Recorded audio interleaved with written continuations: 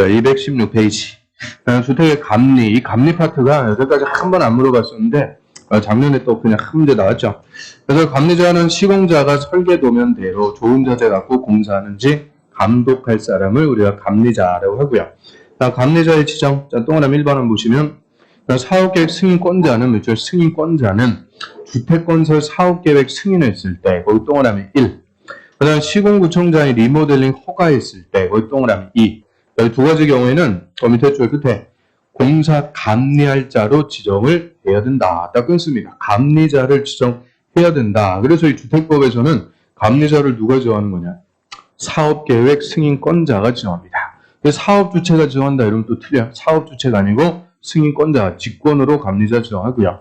건축법에서는 감리자를 건축주가 계약해갖고 지정합니다. 그래서 건축법은 건축주가 알아서 정하는데 주택법에서는 사업주체가 지정이라 계열사 선정에서 부실감리할 수가 있어요. 또 아파트 무너졌다. 또 피해를 상상할 수가 없는 거니까 주택법에서는 사업주체가 아니고 승인권자가 두 가지입니다. 주택건설 사업계획 승인했을 때 또 시공구청장이 리모델링 허가 내줬을 때 이 두 가지 경우에는 승인권자 직권으로 감리자를 지정하고요. 근데 딱 끊고 다만 사업주체가 국가나 지자체, 토지주택공사, 지방공사인 경우 또 공공사업주체, 이 공공사업주체는 부실감리의 우려가 없어요. 공신력이 있는 공공사업주체이거나 건축법에 따라 공사감리하는 도시형생활주택일 때는 그러하지 않다. 그럼 도시형생활주택의 첫 번째 특례입니다. 이 도시형생활주택은 주택법에 감리 적용하지 않는다. 그래서 앞에 건축법에 따라 감리한다 그랬으니까 그 도시형생활주택은 건설하는 자 알아서 감리자 지정합니다. 그래서 그 예외가 두 개가 있죠. 공공사업주체거나 도시형생활주택일 때 이 두 개가 아니면 승인권자 직권으로 감리자를 지정하고요. 감리자 지정하는 기준 박스 1번 300세대 미만, 그렇죠? 300세대 미만 주택건설공사 비교적 소규모로 합니다. 이때는 또 하나 1번 건축사 사무소 개설 신고한 자, 그게 한마디로 건축사 또는 또 하나 2번에 끝에 보면 건설기술 용역 사업자. 이게 종전에는 뭐 종합감리회사, 감리전문회사, 감리회사 그냥 쉽게 우리 알아먹을 수 있게끔 써놨는데 건설기술 용역 사업자 해갖고 뭔 말인지 알아먹기 어렵게.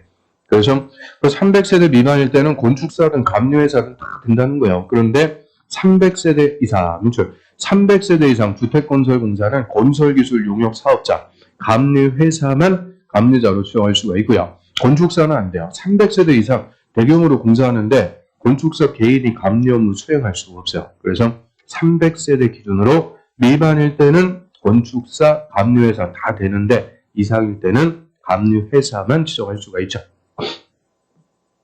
그다음 동그라미 2번 승인권자는 감리자가 감리자 지정에 관한 서류를 부정이나 거짓으로 제출 또는 업무 수행 중 위반 사항이 있음을 알고도 묵인했다는 게 눈 감아줬다고 그러죠. 묵인했을 때는 해당 감리자를 교체 그리고 그 감리자는 1년 동안 1년의 범위에서 감리 업무의 지정을 제한할 수 있다. 그래서 1년까지 감리자 지정 못 받게 밖으로 끊어버린다. 그 얘기인데요. 자, 그게 작년의 정답이죠. 2년에 하고 또 틀리게 치사하게 1년의 범위에서 제한할 수가 있고요. 거기 대 감리 업무, 감리자가 수행하는 업무 1번 설계도서에 맞게 시공하는지 확인, 또 2번 건축자재가 법령에 맞는지 확인, 3번도 확인, 4번도 확인. 할 때 감리자가 뭐 직접 하는 게 아니고 그냥 다 확인만 하는 거예요. 확인. 그래서 5번에 기타 해갖고 설계도가 지형 등에 적합한지 확인. 그것도 작년 기출지문. 그래서 그냥 확인만 합니다. 확인. 그래서 감리자 감독하에 시공자 공사 한 3년 공사해갖고 다 끝났어요. 그럼 이제 사업계획 승인받은 대로 공사했는지 검사, 사용 검사를 받는 거죠. 또 중공검사 개념을 사용 검사라고 그래요. 그러니까 사업 주체는 승인받았고 제한은 주택 건설, 대지 조성 사업을 완료했으면 주택이나 대지에 대해서 시군 구청장, 하루에 국가나 토지주택공사가 사업 주체일 때는 국토부 장관, 의 사용 검사를 받아야 된다. 그래서 사용 검사권자, 그것부터 먼저 보면요. 저희 사업계획 승인받은 대로 공사했는데 검사하는 거니까 또 승인권자한테 가서 검사받는 게 원칙적인 논리죠. 그래서 국가나 토지주택공사 할 때는 국토부 장관한테 승인, 검사도 국토부 장관에게 그대로 받습니다. 그런데 나머지 얘들한테 사업계획 승인받았다. 이때는 시장, 군수, 구청장, 특히 구청장한테 가서 검사 받습니다. 그러면 절대 승인권자 될 수 없는 게 구청장인데 검사는 또 구청장한테 가서 받죠. 그래서 사업계획 승인권자한테 사용검사 받는다 이러면 틀려. 사용검사는 시군 구청장에게 받습니다. 인천광역시 저 서구에서 여기 서구에서 10만 제곱미터 아파트 건설한다고 그래요. 그럼 이 사업계획 승인은 누구한테 가서 받는 거냐? 인천광역시장한테 사업계획 승인 받아야죠. 승인 받아갖고 이제 검사 다 끝났어요. 검사는 인천광역시장까지 갈 거 없이 구청장한테 가서 받아라. 그래서 제일 가까운 사람 시군 구청장에게 검사 받을 수 있는 특례를 주는 건데 그런데 이게 또 검사권자하고 또 승인권자 달라지죠. 그다음 옆에 들어옵니다. 예외.